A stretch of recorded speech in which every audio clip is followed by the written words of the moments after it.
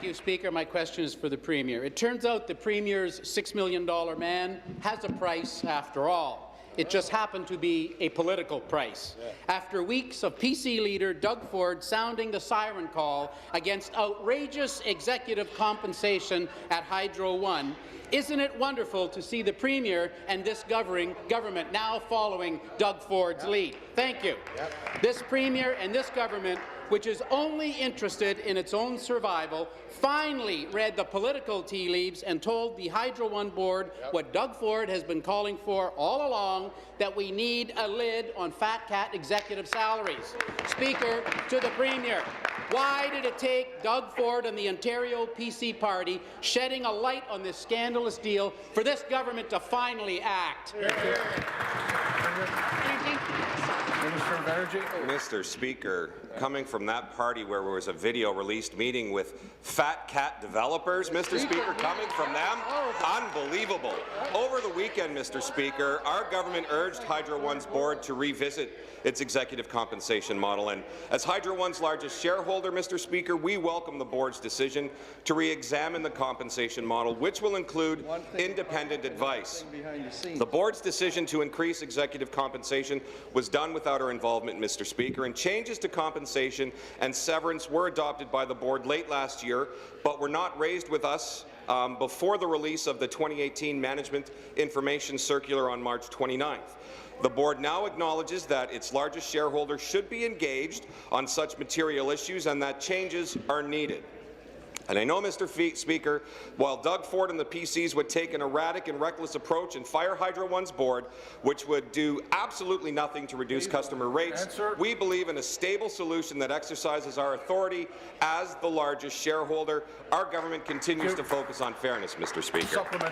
Back to the Premier. Well, that weak response is only coming now because the Premier and her Millionaires Club have been exposed just before the election. If this Liberal government truly had any respect for the taxpayers, the Premier would fire the $6 million man and the entire board at Hydro. The Premier told this legislature earlier she has the authority to do that. Then they said they don't. Now it appears they do.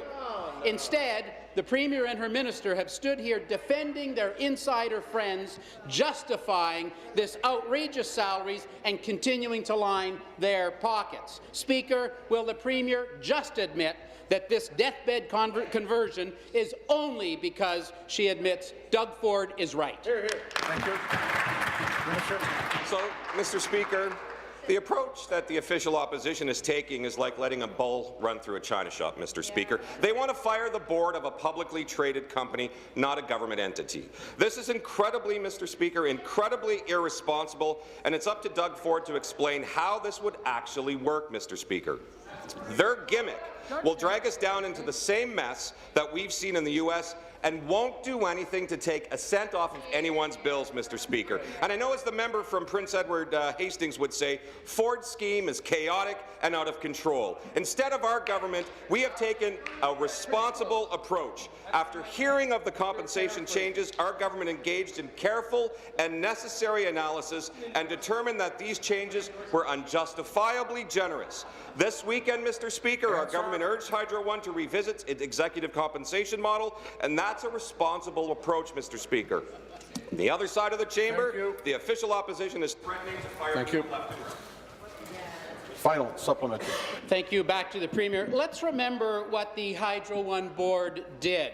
They doubled the severance packages for Hydro One executives while this government stood idly by doing nothing, even though they could have taken action to prevent this. Instead, they let Liberal friends line the pockets of other Liberal friends.